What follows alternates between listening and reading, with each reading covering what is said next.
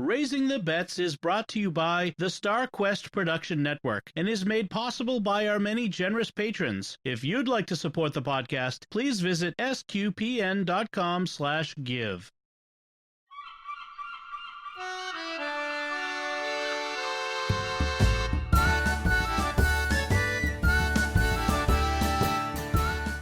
You're listening to Raising the Bets, a family podcast of pirates and penguins. We're a Catholic couple raising 5 kids outside of Boston.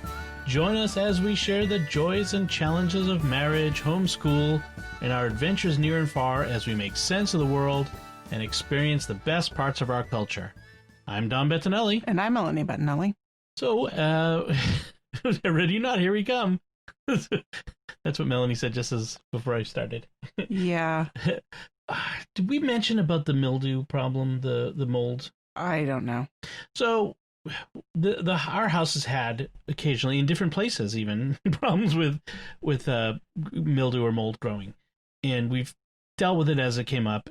It's an old house. It's had leaks in various places, and one of the worst parts was in the girls' room. There's this corner of the room which is at the corner of the house, which is behind a bookcase, right? There's a bookcase there, and it's always damp. Always damp. And along behind, all along the whole wall, but especially in that corner, like the baseboards have a tendency to grow mold. It's gross. It's really gross. It's bad, and it's gotten really bad this winter. The room just smelled of mildew, and it's not good for the girls. It's not good for anybody, especially because Bella has asthma. I mean, and then the rooms, the windows of the room always had condensation.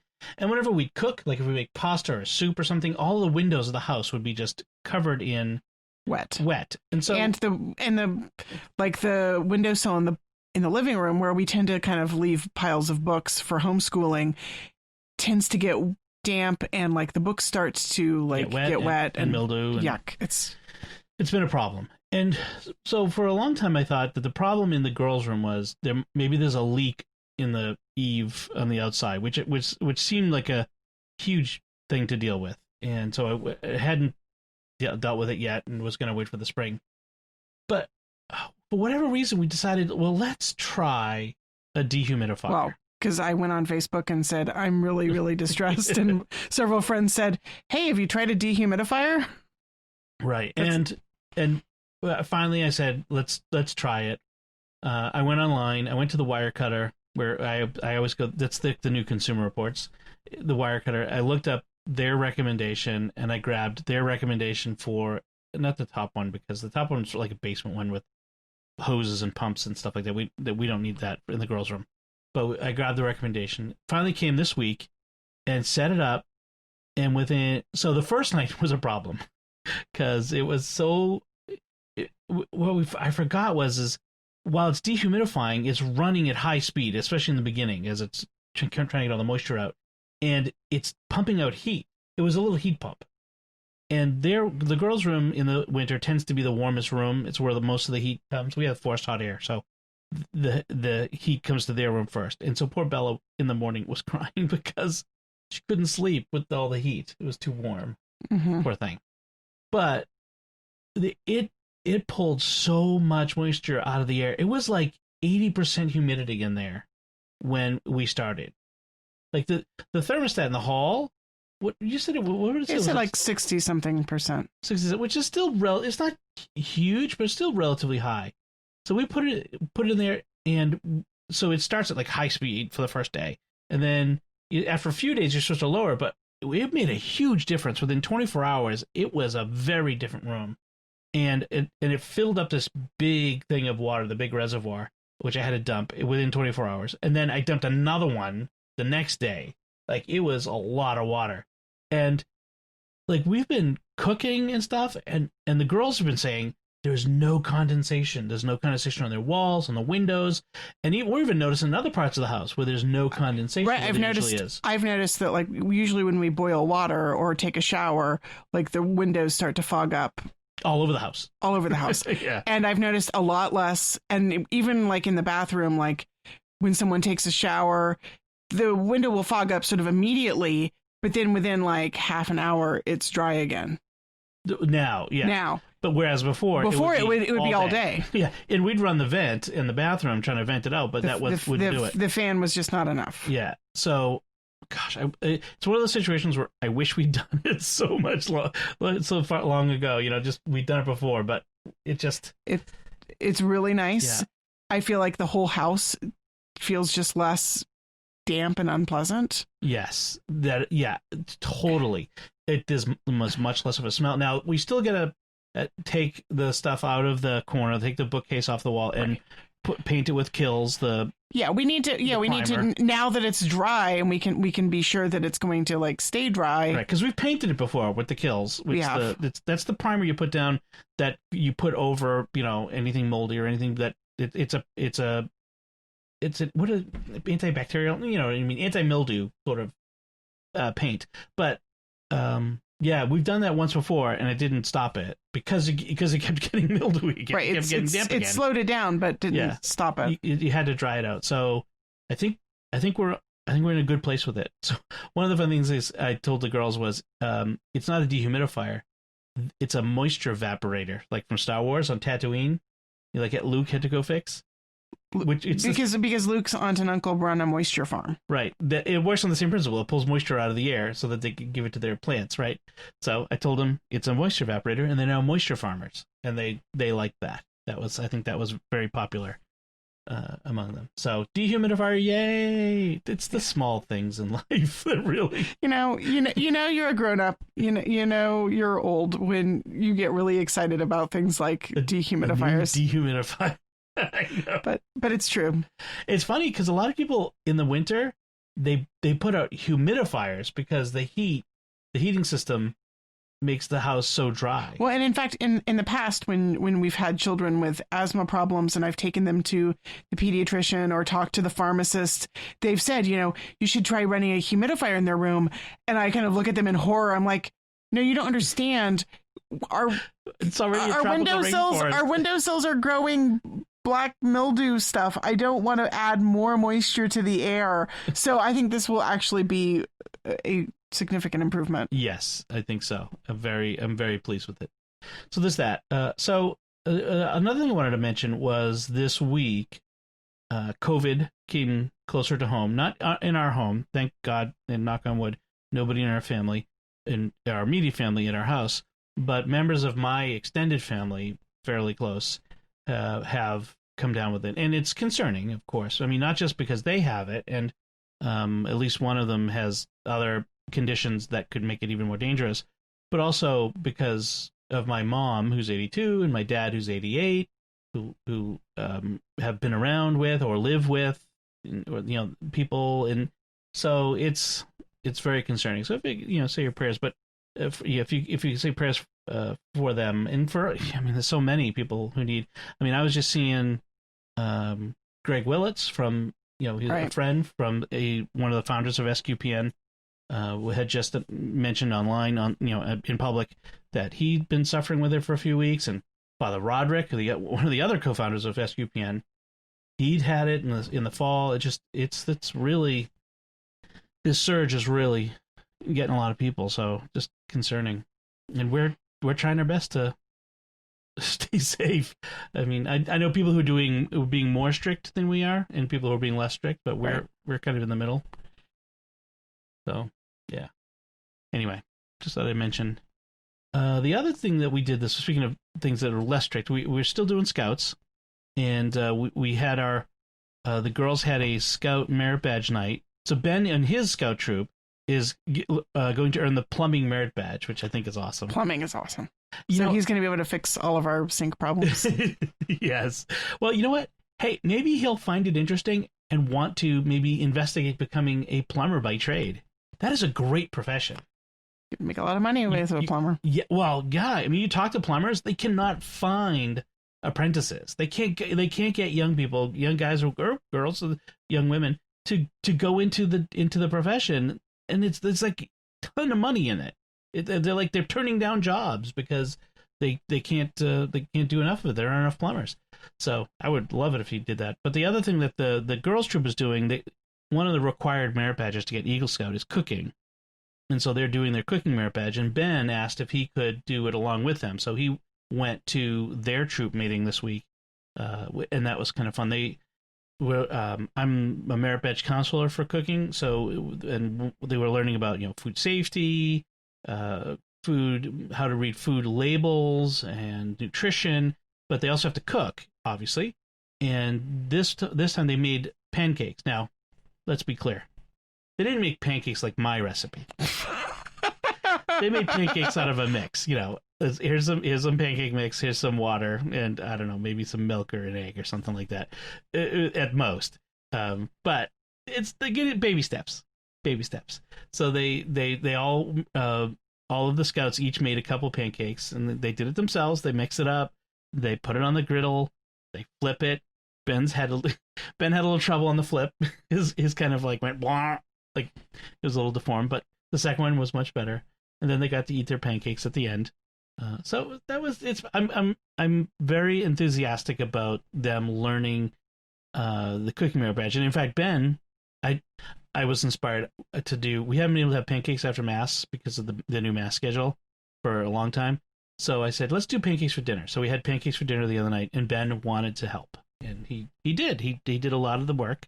Got a little distracted about 3/4 of the way through, disappeared when half the pancakes had been cooked or so. But that was fine. Our family eats a lot of pancakes, so that was a big batch of pancakes. Right. Though it was and you made some pancakes for Lucy, some new pancakes. I did. Now that she can have milk and eggs, it was time to revisit pancakes. Like, I had tried to make her some like vegan pancakes early on, and they just weren't all that good. I mean, when you have to make gluten-free and dairy-free and egg-free, there's not a lot left. So they were okay. She kind of liked them, but they were a real pain to make as well. So I made some. She said they were interesting, and it's her favorite word with new food. Yeah, she ate one, and then we put the rest in a bag. So I'm not sure. I may end up giving them to the other kids. They weren't very the batter. Like, it wasn't a batter, like a pancake batter. It was a dough. It was really thick. It was very doughy. Yeah. I need to, the trick is that for a lot of, I prefer like almond flour to the pre-made gluten. The mixes. Like, I just find a lot of the mixes use like rice flour, which I think is kind of gritty. And, but the ones that use almond flour tend to be like the paleo. So then they're substituting like almond milk, and they're trying to avoid sugar. So they're using applesauce and agave nectar and all sorts of weird things. And it's very hard to find a recipe that's just a normal recipe. that just substitutes wheat flour for almond flour for wheat flour. Right. So there's just a sort of, I don't know. Anyway, it was okay. What she was more happy about was today after Mass, I made some scrambled eggs with onion and mushroom and potato and cheese. And she ate a huge helping of those. I put tortilla strips in. Basic migas. In everybody else's, yeah. But Lucy still can't eat corn. So, but she had the just everything else, the egg mixture. Everything but the egg version. Everything but the corn. Everything but the corn version. Yes, I can't talk. And she was a huge fan of that. So good. It's nice to see that she's this week. We also revisited oatmeal with just regular milk. I had tried her on oatmeal with soy milk ages ago, and she liked it okay. But again, it was kind of interesting. Well, it also, like, if I make it with regular milk and she only eats like half bowl, then you waste the rest of it, or you have to eat. No. If I make it with regular milk and she eats a half bowl, I will eat the rest of it. If I make it with like weird soy milk and she eats a half bowl, I don't really want to eat the rest of the oatmeal made with soy milk. So, it's a parent's duty to eat the rest of the children's food. Whereas I love oatmeal. It's one of my favorite breakfasts. So basically, I was making oatmeal for myself and letting her try it, which is much more. That's much more doable. Yeah, much more frugal.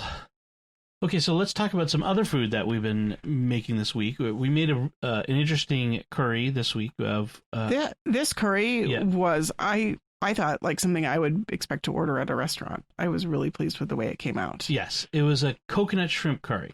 Right. I have been like for more than a week, 2 weeks maybe, I've been like really thinking about fixating on coconut lime juice as like a flavor combo. Yes. Which is a great curry flavor combo. Yeah.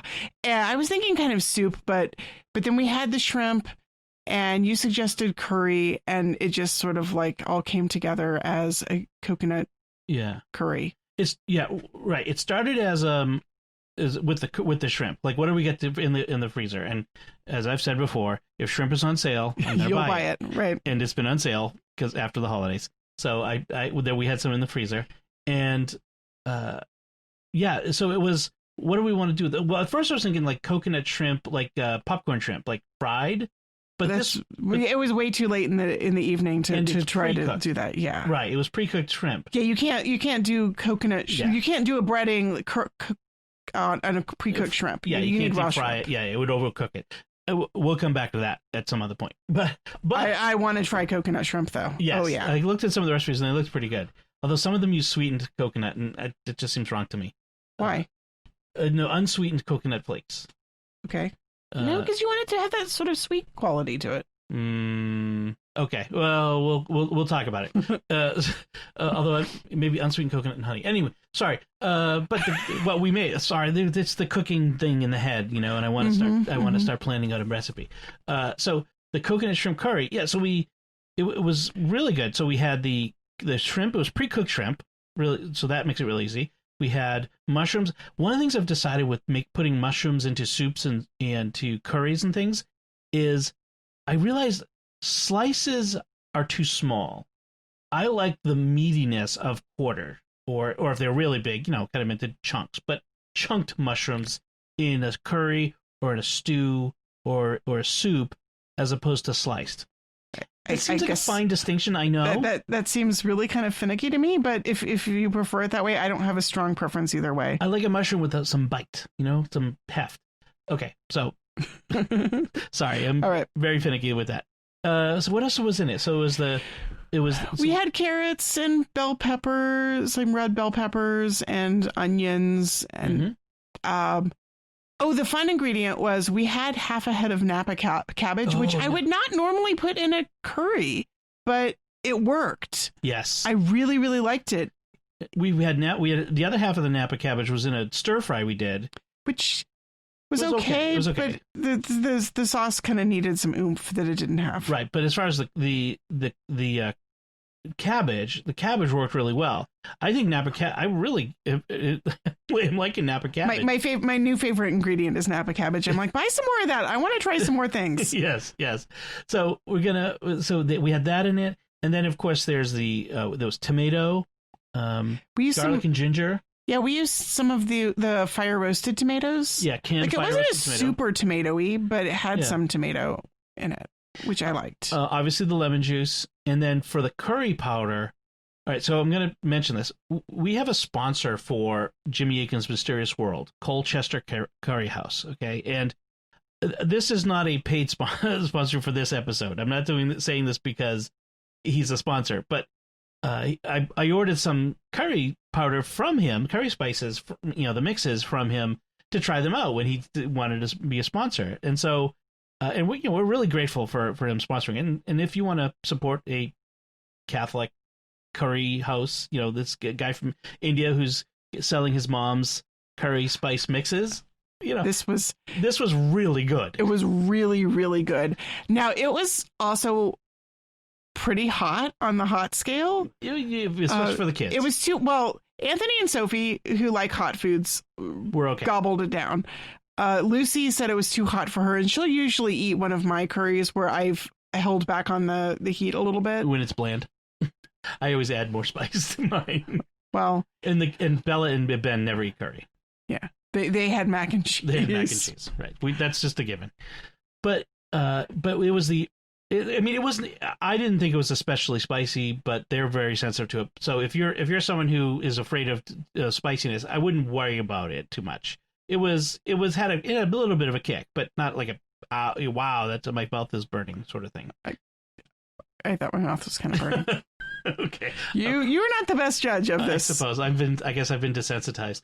Yeah, So this was I think he calls this Earth Tones Masala. It was really, really flavorful. Yes. I liked it a lot. Yes, we have to order more because we used it all up. But he's got several different mixes, like chicken, one intended for chicken, one for beef. Different. It was very good. It was so good. It was so good. So, like you said, this could have been a restaurant dish. It was really good, and we served it over the jasmine rice, which I think worked really well. Yeah, it was yum. It was good. So I wanted more. Yes.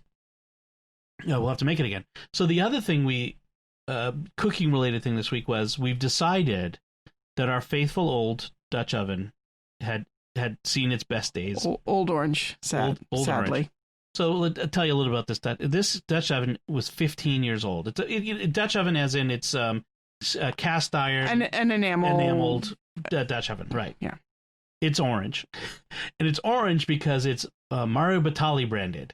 Do you remember Mario Batali, who has now been canceled, sadly, because I really enjoyed his shows and his cooking, and I did, obviously what he did, you can look it up, whatever, but it was branded Mario Batali, and we bought it when we were first married, and it was like $60, and it was a 6-quart Dutch oven, and when we were married, 6 quarts seems like that was huge, gigantic. 2 of us, we're not gonna have 6 quarts of food. Yet now it's like when we make a pot of soup, we'd have to fill it all the way up, and we'd run out of soup. It was always not. What can we serve beside the soup to make sure the kids have enough to fill their bellies? Yeah, and so we wanted a bigger Dutch oven, and this one had become all stained, which is fine. I don't worry about the look, but it had started to chip. The enamel had started to chip. Yeah, it had chipped not just on the sides, but down in the bottom of the pot too. Right, and then that means the cast iron is getting exposed and rusting and whatever, and all that leaching out. So, well, leaching is not a problem. Right, iron. But the rust, I don't want the rust, especially with the tomatoey stuff that we cook in it. Yeah, the acid would really eat away at it. So. We ended up, so we wanted to get a new Dutch oven. We weren't going to find one for $60, and we wanted one that was bigger. And everyone's like, "Oh, the Le Creuset is the best." And I'm like, "It is the best. It's also way out of our price range." Priced like the best, especially the big ones that we wanted to get. Like at 6 quart was like $280. So it was like, I mean, if you can afford it, I would love to get one. They're fantastic, but that wasn't for us. But Lodge, the famous makers of cast iron skillets, they've expanded their line into other areas, including porcelain and enameled stuff. So they had a 7.5 quart Dutch oven. I was kind of hoping to get like an 8 or 9 quart. That would have been nice. But as I think about it, that would be wicked heavy. Well, there's that. It would be really heavy to maneuver that around, and we have a glass top stove. I worry about that. So we ended up getting the 7.5 quart. It was a beautiful blue color. I really like the blue. Yeah. Orange is not my favorite color. Yes. I mean, it worked. It was fine. It was okay. It wasn't as orange as it used to be with all the stains on the outside. That is true. It was definitely more of a brown. Yeah. It was more brown, which is fine. It means it's loved. And we've cooked so many meals in that Dutch oven. I'm kind of like reluctant to get rid of it because I just have this weird sentimental attachment to it after so many years. We've cooked maybe at least 2 meals a week in that Dutch oven for 15 years. Probably, and that's a lot of meals. Many more, right? So, yeah, it's seen everything in that Dutch oven. I mean, I have a picture of me holding Bella while I'm stirring. Remember that? Oh, yeah. When she was so little, tiny one. Little baby. So, yeah, you get some sentimental attachment to these things. But we used the new Dutch oven tonight when we made the Asian noodle soup that we do. And that was... It was nice to have plenty of soup. It was full right up to the top. And, yeah, there was enough for everyone to have enough and feel full. And there was a little left over. That doesn't often happen with the Asian noodle soup. We've stopped having leftovers for that dish. Yeah, so it was nice. So really happy with it, and reasonably priced. I think it was still on sale when I got it. It was on sale. I was ordering it. I think I still did get it on sale around $110, $120, something like that. The Trump bucks paid for it. The stimulus paid for that. So it was really nice to get that. So very happy with it. Hopefully many more meals to come. And right. Well, that now think about it. In 10 years, starting 10 years, it's going to be fewer people. We're gonna be looking for a smaller Dutch oven at some point. Nah, we'll just give it to the boys when they move out. Well, yeah, that's the thing. Is these boys are about to become teenagers. We're gonna need 2 Dutch ovens. I know. I'm all concerned. Yes, I know. They're gonna start eating us out of house and home. They have to get jobs to pay for their food. That's why they're homeschooled. He'll be a plumber. He'll pay for it. So that's the food. Now, I wanted to talk a little bit about this other thing that came up this week, this interesting phenomenon that you kind of stumbled on, called sea shanty TikTok. Yeah, I think somebody on Facebook shared an article. No, it was like they shared a video. Like, oh, okay. Look at this cool thing, and then like article that went with it, or maybe it was an article. I don't even remember how I stumbled upon it. Really, how do these things ever show up in your home? I don't know. These you and then you go down the rabbit hole looking for more and more of the thing, and so then like yeah. Anyway, TikTok sea shanties.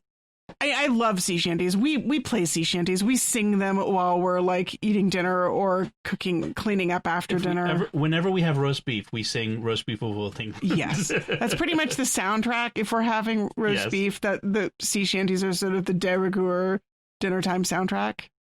Yeah.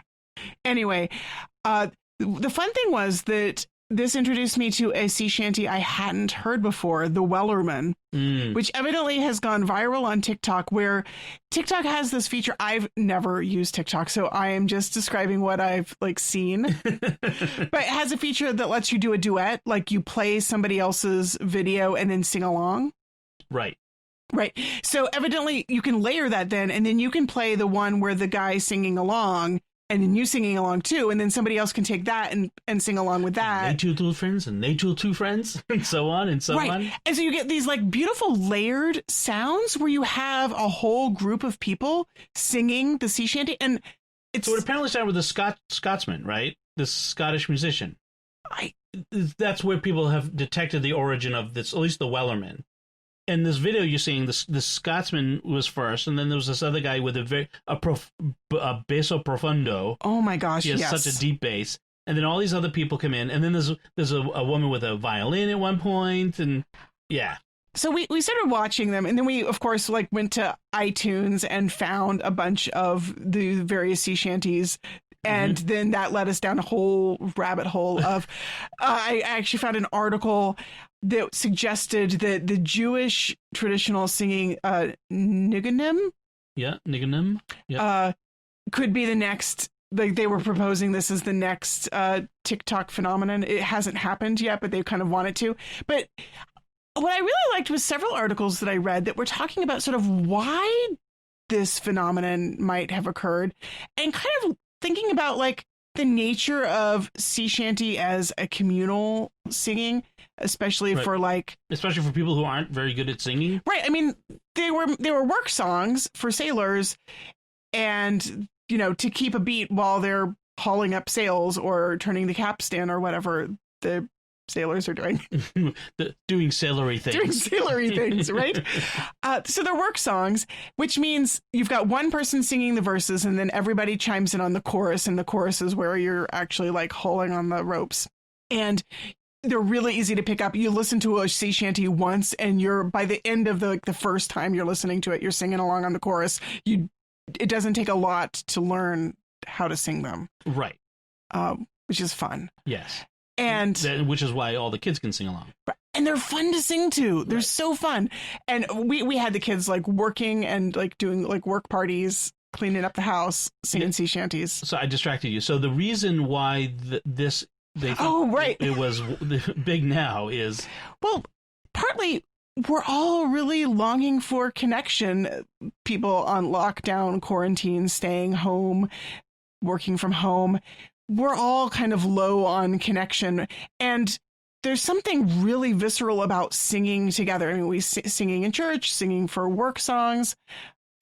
just there's something incredibly singing in arenas, like, or at games, like at baseball games or football games, people singing in the stands. Oh my gosh, yeah. So anyway, like just listening to, like, there was one sea shanty where there was like a whole screen full, like 100 people singing along to it. Right. I was crying. Like, there were tears running down my face just watching 100 people singing together on a video screen, like all separate, like all these people in separate places in their homes, but all over the world, and yet joined together, making beautiful music. There's something incredible spiritual about that. Like, yes, the connection. This is the kind of connection that we're made for. We're made to connect, to be together, to join in making something beautiful in the world. And I think this sea shanties are sort of emblematic of that. I think the next big thing is not going to be the Jewish one. It's going to be the Viking chant. I think that's kind of a subset of sea shanty, like the rowing song. I think it's maybe like predates the sea shanty we know of because it's older, like the Viking raiders. Right. But it's they're all sort of work music, like songs that you work to. That's right. A friend of mine actually shared some videos with me of voyageur songs. So the voyageurs were the French settlers in Canada, like the guys who went up and down the rivers. The trappers and stuff, yeah. Trapping and trading with the native peoples. And the voyageur songs that she shared were really awesome. They kind of had a very Irish music sort of Celtic sensibility. Yeah, French Celtic. Yeah. I mean, I am a huge fan of Irish music. Like, I was the groupie with the Irish band when I was in college. So that's kind of one of my touchstones for music. So yeah. You're the girl who backpacked around Ireland by herself. I did. I went to Irish pubs by myself and had guys buying me Guinness and also Red Bull and vodka, which is kind of gross, but I tried it. That's very Irish. Those were Irish roofers. Yes. Pretty American girl, let's buy her drinks. So the sea shanty thing is really one of the things with the group who did the video with 100 people. They also had another. Was that the Longest Johns? The Longest Johns, yes. I really like them. Yeah, they're like that's their shtick. They are a sea shanty band. Like, who knew? It's their time. Now is the time for them. There are a bunch of sea shanty bands out there. I found another one whose their tagline was the original buoy band. Buoy band. I love it. So anyway, the Long Johns, they do this thing. Longest Johns. They did this thing. There's a video game, like a multiplayer video game that you can play of where it's a pirate ship, and you can talk to your avatar. You can talk through them to other people, like this audio chat. And so what they did was they started playing, and they would all be present, and they would all like start singing the sea shanties. They were a professional band, like sea shanty band, and they'd start singing, and the other players would be like, "Whoa, that's awesome, dude!" It was like their reactions were priceless. It was awesome. You know the reaction I really love with the two black guys in the car, like the brothers? Uh-huh. Like the one brother is like, dude, you got to hear this new thing on TikTok. And he starts singing along, and his brother who's driving the car just gives him this look like what is wrong with you, dude? What insanity is this? And then as it goes on, though, you see him kind of like expression changes. He kind of gets into it, and he starts to kind of like bob his head to the beat, and then he's like joining in on the chorus, and then he's like by the end, he's all in. like just belting it out, and then doing harmonies, and it was glorious. Because the connection between the sea shanties and the Negro spirituals and hip hop and all of those things, they're not disconnected. There are connections, deep connections between all these things. Oh yeah, I have a friend who actually teaches a college course in African American music, and she was really all over the whole phenomenon. It was so fun. So you can tell we're kind of sea shanty. We've been like, I have a playlist of 150 songs in Apple Music of sea shanty musics. That predates this, by the way. We've been sea shanty nerds for a while, so it kind of goes along with the whole like Swallows and Amazons and our membership to Mystic Seaport, and the fact that my favorite thing in Boston is the USS Constitution. Right, and this deep rooted. Actually, early on in our marriage, I think, or maybe even when we were still dating, we did a reread of Patrick O'Brien's Aubrey and Maturin series. That's right. Yeah. Which is also like full of all sorts of great nautical. It's Age of Sail. Yeah. So yeah, this hits home for us. So as you can tell. All right. So let's move on to what we've been reading or watching. Well, that was kind of one of the things we've been watching and listening. Yes. So a couple of things. I'm still working through my book. Excuse me.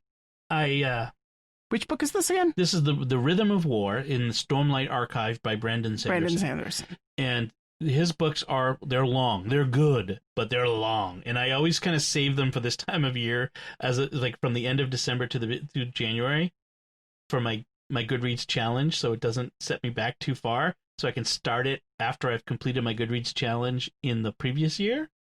Does it really matter? I mean, it's a year is a year. No. So if I don't if I start it in 2020, then I'm like a third of the way through. If I start it in 2021, it crowds out all the ones that would come after it into 2021. You know what I mean? Yeah, but if you had read it, but like you're going to read it sometime during the year. What does it matter if it's the beginning of the year or the end of the year? It's the same year. No, it's not the same year. It's overlapping. It's taking up a shorter part of 2021 than it would if I started it in 2021. Oh, you mean you started it in 2020? Yes. After you'd already hit your goal for the 2020. Exactly. So that you're not... Excess capacity in 2020 helps me get a jump on 2021. That seems like cheating. It is not cheating. It's totally cheating. It is totally within the rules. Okay, whatever. I don't officially do reading challenges, although I keep count, or I try to. I'm really bad at keeping track. I try to keep track of what I read over the course of a year. Since I read everything on Kindle, everything shows up on Goodreads automatically anyway for me. And I find that having this number that I'm trying to reach, it hits something in my my hippocampus or whatever, and gets me. It gamifies it. It gamifies it and motivates me. I read more. I love to read, but things end up crowding it out. Before I did this, I was reading a lot less because stuff was crowding out my reading time. So now I'm back to reading a lot. I don't really understand the whole idea of things crowding out reading time, because like to me reading time is like, well, you don't do like 7 different podcasts about a bunch of different shows and movies that you have to watch. Well, this is one reason why I don't, because it would crowd into my reading time. Well, I'm taking one for the team. This is the job. Anyway. Right. Speaking of watching things, I did watch 2 things unrelated to other work stuff, which is both on Disney Plus, both Marvel. There's a new series called WandaVision. It's the first Disney Plus Marvel series. There have been a few other things, but this is one of the big MCU products. Okay, I kind of wanted to. I thought that looked like it might be something I might want to watch, but I wasn't sure if I needed to catch up. Yeah, you need to on a bunch of Marvel movies before I watched it. You gotta catch up on all the Marvel movies. See, like you have to at least have seen Age of Ultron. Yeah, which I haven't. Which you haven't, because both of these characters don't show up until Age of Ultron, so it wouldn't make any sense. Right. Now, I'll try to do this so as not to spoil you. Please. But the premise is a kind of a weird premise, which is, like, Vision is an AI who's taken corporeal form. He's a physical form, but he's not a person. He's a machine, sort of. He's a construct, but he has AI and a full personality and all that stuff. Wanda is Scarlet Witch. She has these, magical powers. Let's call them magical powers. And they're in love. Okay, that's been established in the movies. Okay. So this one picks up. They are in a sitcom, a '60s version of sort of Bewitched and Dick Van Dyke Show. Okay. And they're going through all of these, like, it's very much like typical situation comedy of the 60s, where you have, the boss and his wife are coming for dinner, and we've had a miscommunication, and you think it's a romantic dinner, so you've prepared for a romantic dinner, and now the boss is here, and this is awkward because you did all these things, or you know what I mean? So it's very So it sounds like an episode of I Love Lucy. Exactly. And you're like going, why are we but they have all their powers, like, and he can disguise himself so he looks human, but as a viewer of this, as a fan of Marvel, you're going, why are they doing this? This is very why like what was the point of the show? And as you get to the end of the first episode, it kind of pulls back, and now you're actually watching this on a TV in some kind of control room, but it doesn't show you anything. It doesn't tell you anything. And the second episode, there's several more hints that there's more going on here. Like, it's in black and white. Mm-hmm. And then Wanda starts noticing things in color that really stand out. Sounds Wizard of Oz-ish. Well, yeah, and there's something more going on than just this, hey, wouldn't it be wacky and funny if Wanda and Vision were in a situation comedy from the 60s? Something deeper is going on. Interesting. Yeah, so... That sounds like the kind of story I could get behind. And it's the sort of thing you could only really do on a streaming service like this. Like, they dropped the first 2 episodes at once because you really need the 2 episodes to pull you in. Because otherwise you're thinking, well, this is weird. Like, what's going on? This is kind of dumb.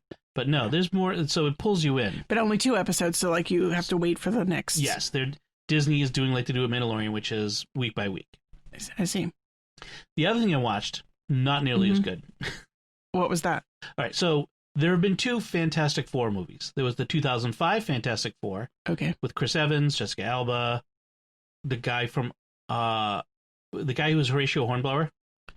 Owen Griffith. Yeah, the guy with the Welsh name with all the vowels and consonants.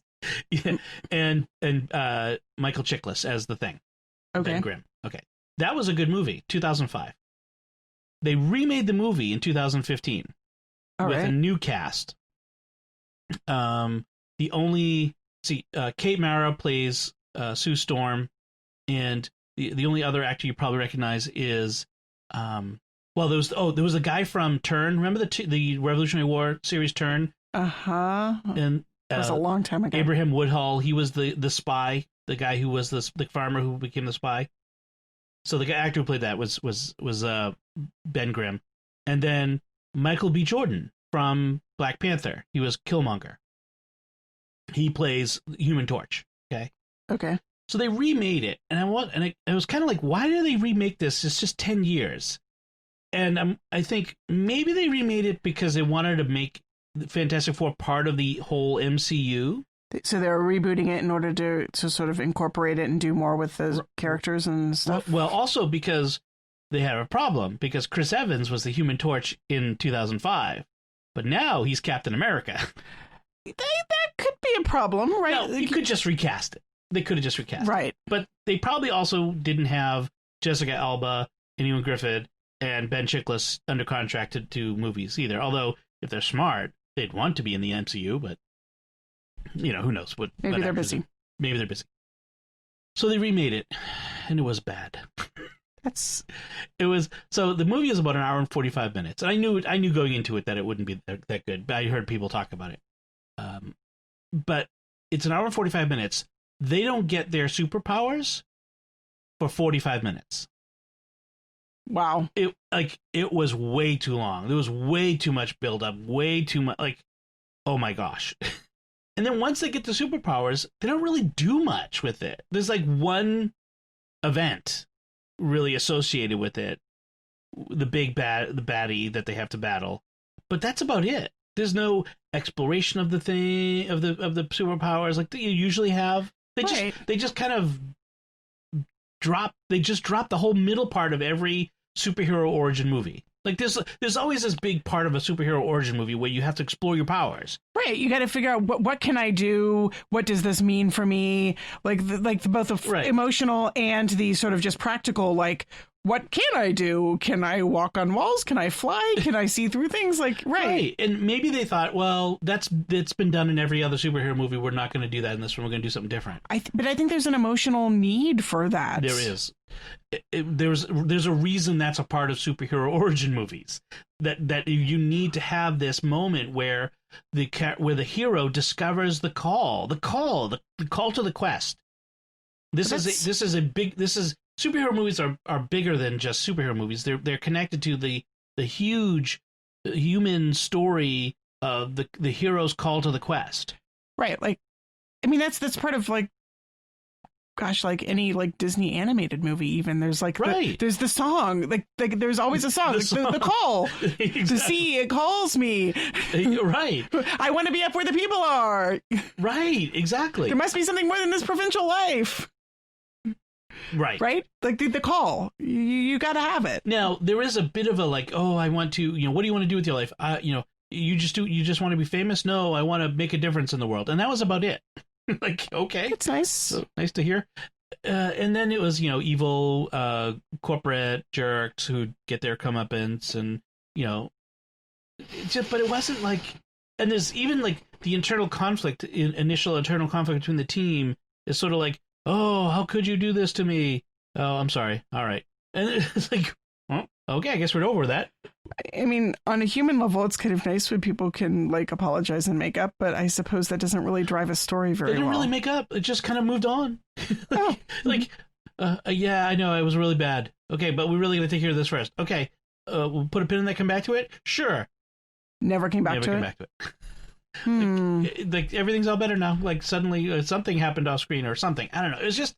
It was a frustrating movie. And sounds... especially so since what it means is because you've done this, you've probably killed the franchise of Fantastic Four. Or maybe not. Maybe Disney is going to say, we need to make this work. Hopefully they won't reboot it again. This is like Spider-Man. The Yeah, Spider-Man has been rebooted 3 times. I think we're done with that. I think that even like with a weak start, you could conceivably just pick up another movie. Just do another movie and just make it a really good one, and that could save a franchise. You don't have to show the origin of the Fantastic Four again. Like we're done with that part. Let's just move on. And even if you have to recast it, because you'd have to recast it because Michael B. Jordan as the Human Torch, he was Killmonger. So, but even if you recast it, just move on. Just move on to a new story. Anyway, so yeah, Fantastic Four. That's the great thing about having these services. Now I don't like it. It's there. Just watch it. It's there. I can watch it. There's no you have to pay to rent it. Very low opportunity cost. Yeah.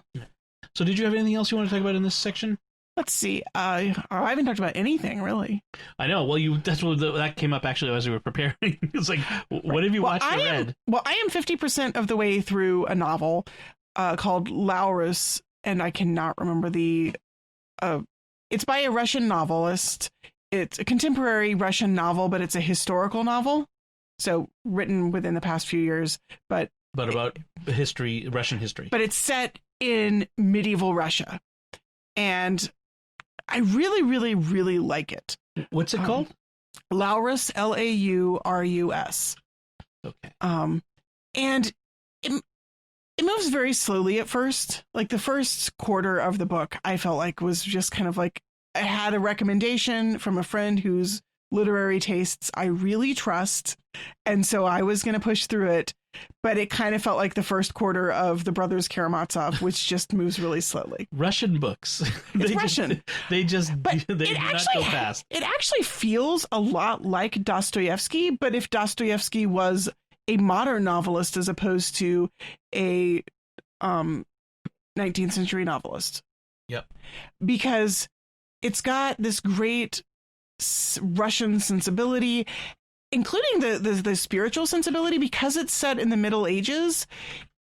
These are people who have faith, and the main character especially is a man who wrestles with faith, is I suppose the best way to put it. He actually goes crazy at one point, and he becomes a holy fool for some indeterminate period of time, because at that point he's not really paying attention to time. And there's a certain Russian type, like it's a sort of a archetype of the holy fool who has true, like he acts kind of like a crazy person, like he's living in a cemetery attached to a convent and like doesn't bathe and just sort of begs for food and is kind of insane. Like he strips naked and lets the mosquitoes bite him and things like that. But he also has a deep wisdom and insight, and he's working at atoning for a sin. And so there's this great idea of atonement and of relationship with God, with other people, and now he's actually off on a pilgrimage to Jerusalem, which is really great. I love exploring, sort of wandering across vast tracts of space in a historical time to really see what is the world like at this time in space.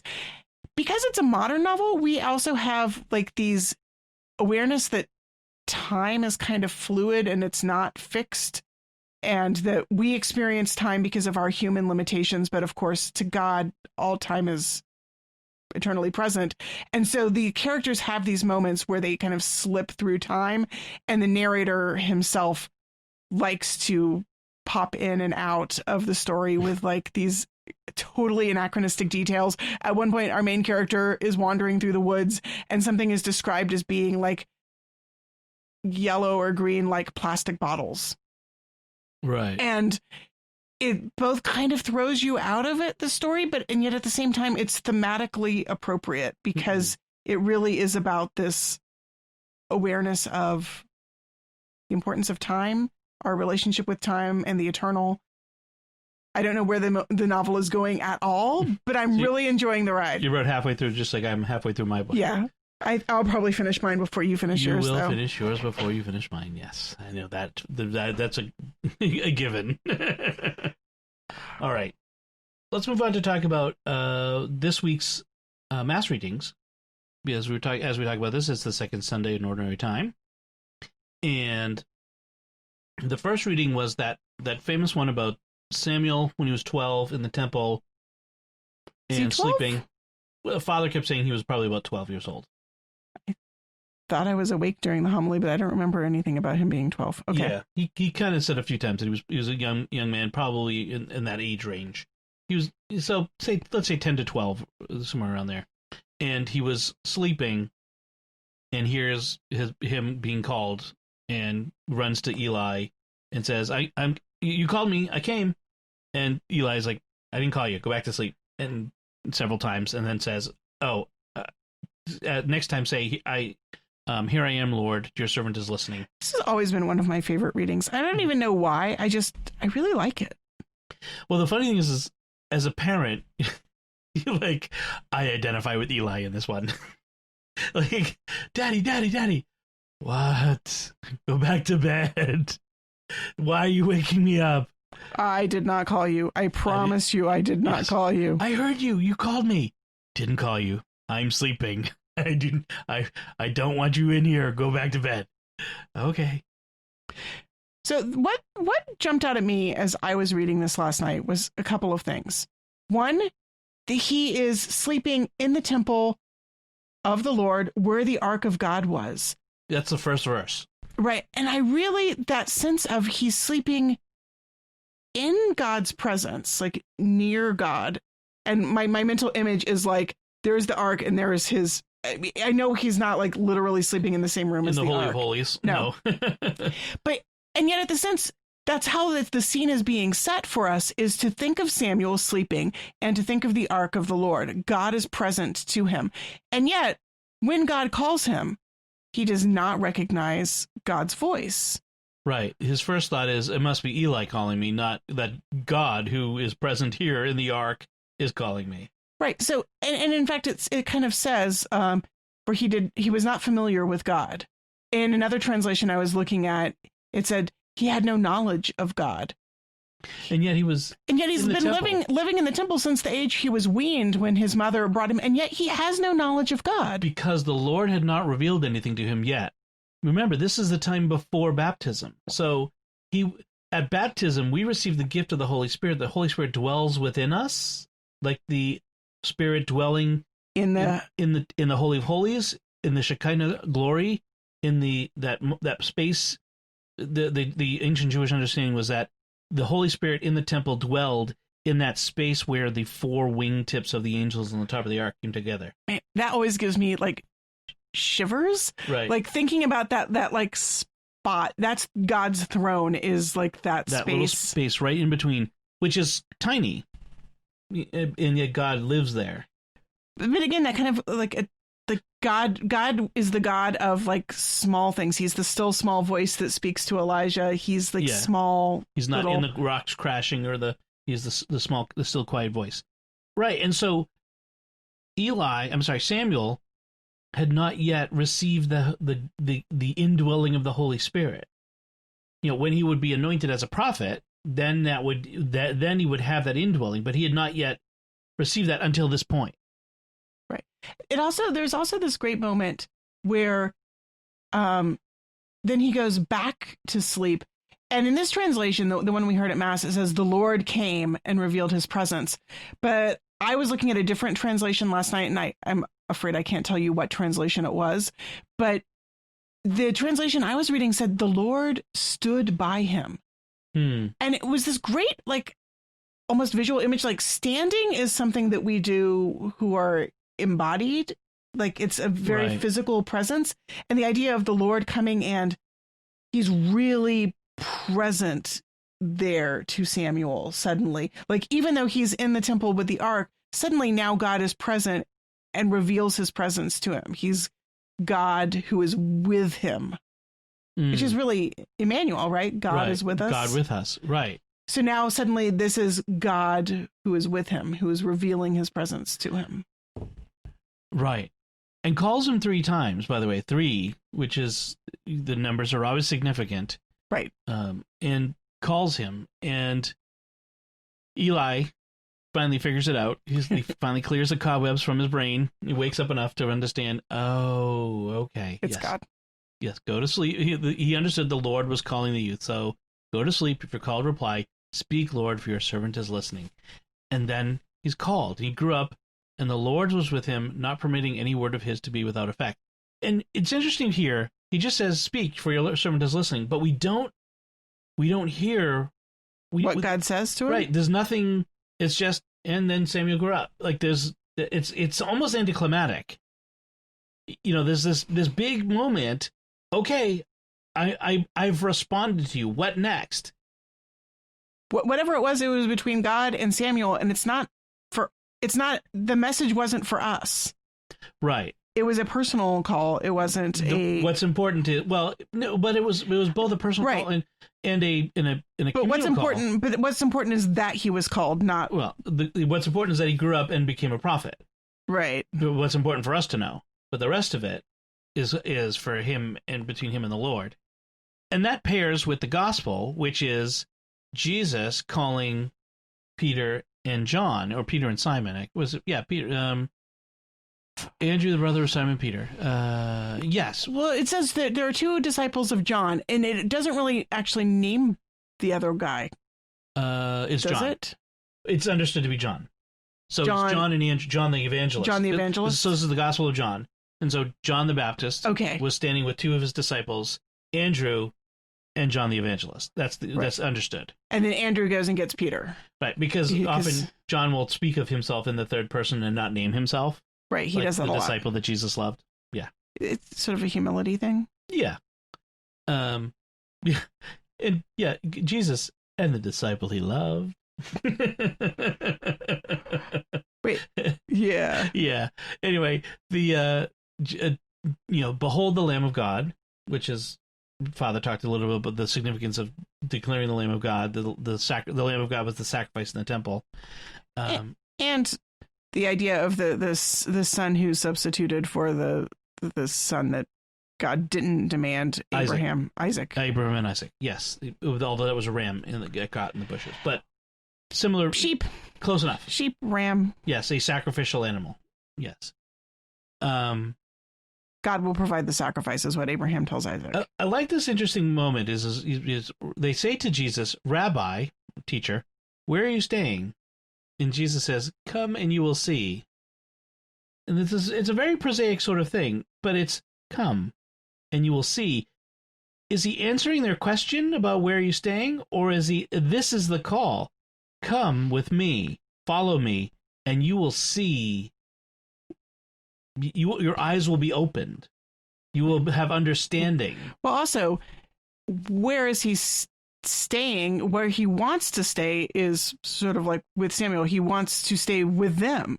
Right. Come, you'll see me being with you. You'll see me staying with you. Right. So they went and they saw where Jesus was staying, and they stayed with him that day. Like, he was with them. That's where he was staying. Also, our second reading, St. Paul tells the Corinthians, right? The second, yes, Corinthians. That your body is a temple of the Holy Spirit. So we've also got the sense of like God's presence, God staying with us. So you got Samuel in the temple, and then our bodies as the temple, and then Jesus coming and staying with the apostles. The second reading is one of the more frustrating readings for me because of the translation. Let me look it up here because what you all probably heard at Mass today was the body is not for immorality but for the Lord. Which actually what we heard was the body is not for immortality. Which was a really, really bad slip what of the I tongue. Heard was the body is not for morality. I think to me it sounded like he swallowed. I heard mortality. Yeah. So, 1 Corinthians 6:13. I'm looking up the RSV version just to get the that translation. No, it's the same. It uses the same thing. The body. So the word that is there is it's what they're not saying is sexual immorality is what the body is not for. And now it makes sense. Like the body's not for immorality. Well, thanks, Captain Obvious. I mean, yeah, but no, what he's saying is avoid immorality. Every other sin a person commits is outside the body. Wait, like aren't all sins immoral? Like it's confusing, and I wish there was a different translation where they could say something, avoid licentiousness, or if there was a word that they could use that would protect the innocence of the children, because they could use certain words that might shock. But if there was a word they could use that would protect the innocence of children, but yet get the message clearly across. I suppose they're just leaving it up to the pastor, the homilist, or whoever, to make it clear what's being talked about. Right. But the point you're making is that we're still approaching this idea of the temple. The temple in the first reading where Samuel is sleeping and the Lord is present. The temple where Jesus is the sacrifice and he's calling Peter and Andrew and John to follow him. And now the temple of the body and the calling that we have, our body is a temple of the Holy Spirit. You have been, therefore glorify God in your body. We are called to be, this is so all of these readings are about being called by the Lord to something greater, something higher, something better, something holier. I have to say though, what strikes me with the first reading especially is that sense of like God calling Samuel, and yet Samuel's not really sure that what he's hearing, he doesn't aware that what he's hearing is God. Like, you have to discern, right? And often that discernment requires the assistance of the church, of others. Somebody else. Like, God may be calling you, and you're hearing him, and you're hearing, but you're not sure. But you don't know who it is that's calling you. Like, it sounds like something, or you're not sure external. if it's in your own head. Right? Is God really calling me to this? Was I dreaming? Or is it my wishful thinking? Or discernment is a process that often requires the assistance of the church or others or spiritual director or whomever, but that is very hard to do in some cases on your own. So yeah, that's another good point. So that was, it's really great readings this week. I mean, it's always great readings, but these were really seemed to be fruitful for us this week to go through, and so it was good to discuss this with you guys. I think we should wrap things up there. Yeah, it's getting late. We'd like to take a moment to thank our patrons who make it possible for us to create Raising the Bets, including George S., Kimberly P., Erin C., Stephen F., and Father Christopher V. Their generous donations at sqpn.com/give make it possible for us to continue Raising the Bets and all the shows at StarQuest. Now's a great time to become a StarQuest patron, thanks to a generous gift from a StarQuest supporter. When you start a new Patreon monthly pledge at sqpn.com/give, the first 3 months will be matched by an equal amount from our donor. So if, for example, you became a new patron at $10 a month, after 3 months, our donor will give $30 to StarQuest to support all our shows, including this one, making your gift go even further. So if you've been thinking of becoming a StarQuest patron, now is the time. Visit sqpn.com/give today. So that's from us. We'd love to hear from you and what your insights are, what you have to think about our discussion. If you know any good sea shanties, you can let us know by commenting at sqpn.com/bets, that's BETTS, or the SQPN Facebook page, facebook.com/StarQuestMedia, or send an email to bets@sqpn.com. And we'll put links to the various things we talked about in our show notes, including that link to the book Melanie mentioned, on our show notes at sqpn.com. If you can, we haven't had one in a long time, but if you get a chance, if you could go to Apple Podcasts or wherever you get your podcast from and write a review of the show, that really helps a lot to get other people to want to listen to the show. It boosts the algorithm and shares the podcast with other people like yourself. And if you directly share the podcast with your friends on social media or just directly, that helps us grow our community of listeners, and that's always good for us and good for you. So until next time, I'm Dom Bettinelli. And I'm Melanie Bettinelli. Thank you for listening to Raising the Bets on StarQuest.